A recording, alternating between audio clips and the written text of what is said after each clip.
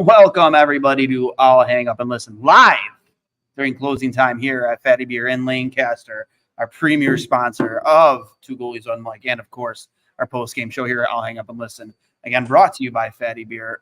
8 different Western locations with over 300 beers to choose from. Make sure you go check them out. Of course, now that the Stanley Cup Finals are over, a lot of baseball left to be played. Always something to watch sports-wise, or just go there for happy hour, live music, trivia, entertainment at all 8 locations.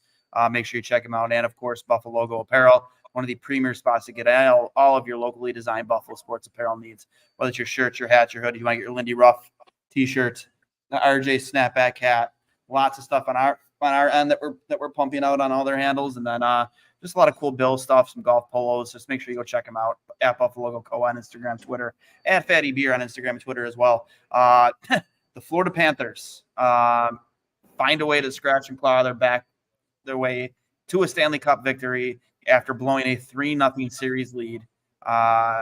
Your first initial thoughts, Hurls? The Panthers kind of looked like the team that they did through the first 3 games and how they have even playing against the Sabres in really crucial games down the stretch the past couple seasons. They're known for their forecheck. They're known for their ability to clog up the neutral zone and play sound defensively. And aside from that first goal where they, again, somehow let the Oilers behind them for their 5th breakaway goal of the series, they completely shut the game down. Connor McDavid, the best player in the world, the Conn Smythe winner on the losing team for the first time since 2003, was virtually non-existent tonight. I think he had 2 shots on goal and was basically shut down completely. And you add Leon Draisaitl to that, who didn't have a goal in the series.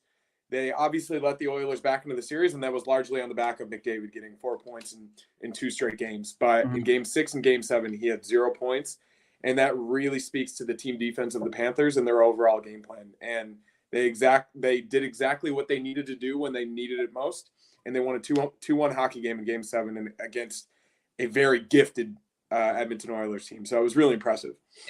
How about the fact that I'm pretty sure, I have to look at the numbers, but did Connor McDavid play that entire third period? Yeah, it was something like 10 minutes. It was absolutely. It was more than that. He had to have played more than 10 minutes. I think he felt like he was out there for every shift. Yeah. I would say 4 of the last 6 minutes he was out there, which is pretty crazy. Yeah, I mean, you could tell like both him and Hyman were absolutely gassed there in the third period. Those are obviously your two, your big guns there. The guys are kind of leaning on the most to get you on the board there in the third period, and they were gassed by the final 2 minutes. I thought when Bob was starfishing there at the end of the third that they were going to get one by him, but Panthers were selling out to block shots, and they did a lot of stick checking. I would have liked to have seen a better angle because it looked like Sam Bennett might have covered that puck in the crease. Not sure if we could have gotten a better look at that, but regardless, Bob looked like the Bob of the first 3 games, and they were able to get this one in the garage. And Chris Peters, we had him on last week, and he predicted this. He said he felt that the Oilers were going to come back and force 7 games to no avail because the Panthers are going to win it on home ice. He was right. I actually shot him a message like, you were right, 100%, dead nuts on. The Panthers came back, after blowing that lead and won it in Game 7. I do want to ask this. Am I supposed to care that Kyle Okposo just won a Stanley Cup outside of the fact that we jumped up 2 rounds in the draft? Am I supposed to care? Yeah, I mean, I think it's cool to see in the grand scope of his career. He's obviously given a lot to the game. And then you think about everything he went through with that horrible, horrible concussion situation. I think for him personally, not just in the scope of being a former Sabres captain and being with the team for how long as he was, I care in the sense that I do believe him to be a pretty good human being. And I do believe him to have had a really cool NHL career. And he's played for a really long time. And I think he's earned it. I was happy when he got traded to Florida because I do think it was his best chance to win. And it turned out he was able to. He didn't contribute that much, but it does speak to his importance level that Paul Maurice put him in for Game 7s for Nick Cousins. They wanted a guy with experience out there, and I thought personally he was really good tonight, especially on the forecheck. He played a physical game. He looked like he had some jump, and which is very likely the last game of his career. So I personally care. I've always liked the guy. In the sense of the Sabres, no, it doesn't really matter. Just like how all these other former I just don't Sabres care. are now winning the cups in multiple other places. This is the third team that it's really happened to recently. So obviously that hurts a little bit, but at the same time, looking at the guy personally, I'm happy for him. I look at those comments he made in that interview a couple weeks ago where he said he saw in October that the team he was captain of just didn't have the compete level. And not saying there's much he could have contributed to fix that, but he did and said nothing. To me, that's just like in the room, that's your role as captain to try and make a difference. If you're not, I understand. I know we've had people on the show, I guess before, like, who is he to be a guy to stand up and say something when he doesn't contribute enough of the score sheet? So, like, how can he? But, like, isn't that the reason why he was made captain, though? Because he demands respect. Yeah. People listen. To me, it's just like that. You didn't have to. You could have declined to answer those questions. And yeah, now I would argue that I would say that there's a non-zero chance that he did try to at least say something, given that he is the captain. We don't know for sure what those conversations were in the locker room in October and November when they did get out to that slow start. Being the veteran and the leader that he is, I'm sure there were many conversations about it. As we saw in that first month, Alex Tuck didn't have his game. Tage Thompson got hurt. They weren't getting the goaltending and the defense that they needed to start the year. So I wouldn't say he absolutely said nothing, but yeah, it does rub you the wrong way, especially with the expectations the Sabres had going into the year. But I would argue that he definitely did try. And like you said, like, he's a fourth liner. He played 17 games for the Panthers after getting traded there in February, and he didn't even score a goal. So it's not like he contributed that much even to the team that he was traded for. Unlike Ryan O'Reilly, who said he lost his passion for the game in Buffalo. Jack Eichel, who lambasted the fans in his first chance back in the building a year later. I look at Kyle Okposo in a much different vein than I look at Ryan O'Reilly and Jack Eichel. Yeah, I don't know, man. I understand, like, the human side of it. He's a nice guy, great. I'm sure everybody on that team's a nice guy. Longest tenured Sabre, contributed to 0 playoff appearances for most of that time. He was the highest paid player on the team, up until Eichel. I don't know, man. I don't care. And if that makes me a bad guy, no, everyone can everyone can have an opinion on it. I'm personally happier for Sam Reinhart. I agree with that. I think that Sam Reinhart contributed more to the Sabres on the ice than Kyle Okposo did. I'm even happy for Evan Rodriguez and Brandon Montour. I think they obviously didn't contribute that much, and they didn't spend that long with the Sabres when they were there. But at the same time, I like them as players. I thought they should have been given more of a chance, especially Brandon Montour, who at the end of Ralph Kruger's tenure was, for some reason, put it forward, which is still just absolutely mind-boggling to think about at this stage, given how good of a defenseman he is. So, yeah, this is going to continue to happen as the Sabres have high expectations and have good players and continue to miss the playoffs. You're going to be a seller at the deadline, and you're going to go into the playoffs watching guys that used to play for your team. It's happened in 4 out of the last 5 playoffs now, and it's tough to watch. But at the end of the day, winning solves everything, and free agents will come, and guys will stay longer because it's a winning culture, and that's obviously what they need to start building.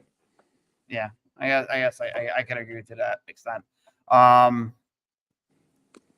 Your thoughts on that big trade today? That was interesting timing. 20 minutes before Game 7 of the Stanley Cup Finals. Sure. I can't believe that news came down when it did. A friend of mine made a point that it appeared that Allmark did not waive his no movement clause to go to LA, but he did for Ottawa. I'm not sure if that's entirely what exactly happened, but it seems strange that he would want to go to a team in the same division, to a team that has, in the Senators, for people that don't know, Allmark was traded to the Senators. It just doesn't seem like the best move for his career. Although, as we've seen from year to year, teams can make massive improvements, and it seems as though that team is committed to bringing free agents in and spending a lot of money. So who knows what will happen. But if I were Allmark, especially given the organizational history, I would much rather want to go to the Kings than I would want to go to the Senators. I agree. I liked your, like I said, I liked your little tweet earlier, real clever. The quote tweet. It was, I'm gonna name this guy the Titanic because you can't get him out of the Atlantic. That's funny. That was a good one. It's pretty wild. Like three of the 8 teams now, and he spent his entire career there. Yeah, it's interesting though. I mean, it makes the Senators better automatically. He's a very good goalie, and they haven't had consistent goaltending in a really long time, probably since Craig Anderson. So it's not great news for the Sabres. No, staying in the Atlantic is not great news. No, and we'll see how the Senators build off that, because in the same way the Sabres haven't been able to do anything recently, neither have they. So we'll see what happens. But I was personally pretty shocked, and I think a lot of Bruins fans didn't like the return either. Mm-hmm. Seeing what happened on the ice tonight as a Sabres fan, how much more pressure do you think that puts on Kevin Adams to win next season? Seeing that many, I completely forgot Kulikov was on the team too. He was out there. Kulikov, Montour. It's 5. It's Reinhart, Oposo, Montour, Kulikov, and Rodriguez. It's pretty wild. I would say that the pressure is already as high as it can be. I don't think the Panthers winning the cup increases that pressure even more. I think Adams knows that his job is on the line no matter what. And if he doesn't do something this summer, if he doesn't make any trades, if he doesn't, he's probably going to have to overpay a little bit for free agents. We've been down that road before. I think if this team gets off to a bad start and is not within striking distance of a playoff position once the calendar turns to 2025, I think he knows his job is on the line. So I don't necessarily think the Panthers winning the cup increases the pressure from where it already is, which is at a tipping point. Gargalon coming in here hot. Okposo's captain salute gate, and I'm sick of the accolades for him. Worst C ever in Sabres history. I mean, I don't know if I can name I can't go down the list of former Sabres captains. I mean, there was one season where we had like 6 of them when they were doing them, rotating every other month. But I think that kind of plays into it too, that he kind of greenlit that whole don't salute the fans thing when we had Harrington on. And kind of piggybacking off your point earlier that you would like to believe that he did say or try to do something. Like, we had Harrington on. I know you weren't on the show with us, but that question was asked. Did you hear of any type of players only meetings? I know you guys are pretty in tune with that kind of stuff. And he goes, nope, never came across our radar. So I don't know. Your thoughts on that, and before we close out here. Yeah, I mean, I wouldn't say the worst captain in Sabres history. I think I wouldn't say he's a nice guy, and listen, I'll show a ton of respect for the perseverance, and again, the guys liked him, but Eichel was an asshole. He won a cup. You know what I mean? Sometimes being a nice guy doesn't equate to winning. Totally. Because guys like you doesn't mean it equates to winning. Of course not. I do believe that, especially over the past 2.5 years, once Kruger was gone, with Donnie, with all these young kids on the team, and Oposo being the oldest guy in the room by far, I do think that he contributed to the culture change we saw at the end of the 2022-23 season and the expectations that led into this year. I mean, obviously they didn't get to where they wanted to go, but we had a lot of good moments, a lot of better moments than we've had in the past 10 to 15 years when he technically was the leader of the team.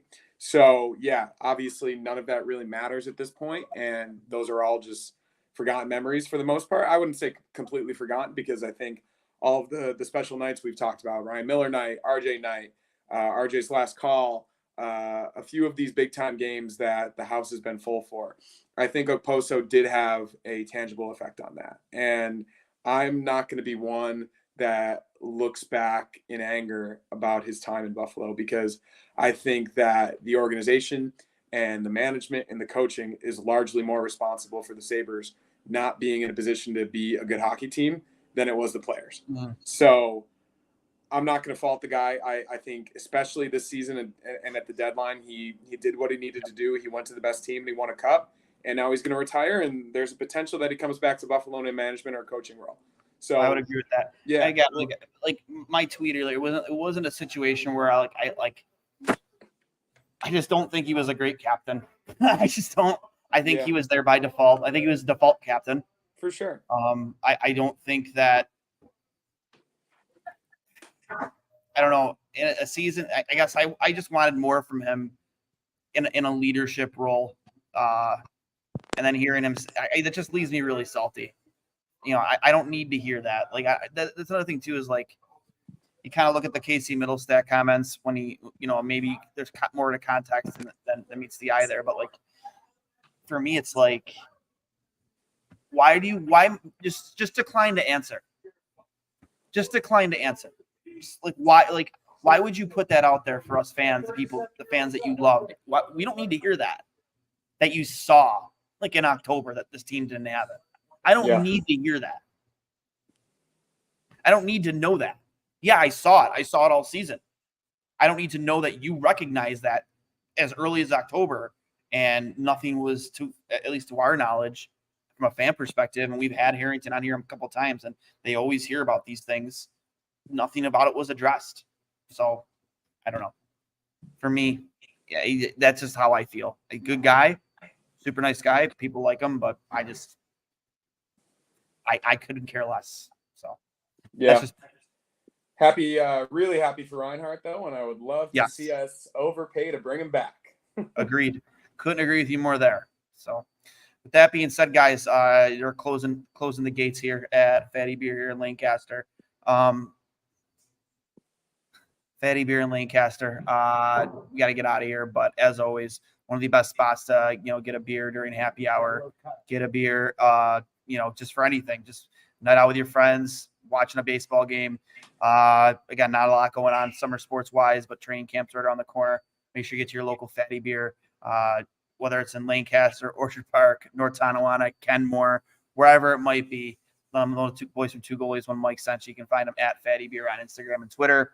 Over 300 beers to choose from, live music entertainment at all locations, and Buffalo Go apparel. If you need any golf polos, Bills themed, Sabres themed, hats, shirts, hoodies, they have everything over at Buffalo Go apparel, at Buffalo Go on Instagram and Twitter. Got the draft here in a few days. Free agent, I think it's all kicking off in the same week, right? Free agency, the draft, the schedule should probably drop fairly soon. Big week in hockey. Yeah, right. It's going to be exciting, and I think we're probably going to get the news on the Skinner buyout in the next few days.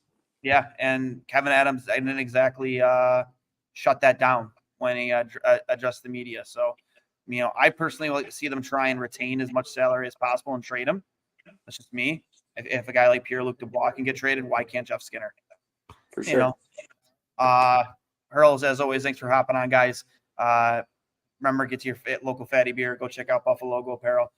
We will talk to you probably this coming week for the draft. And as always, go Sabres.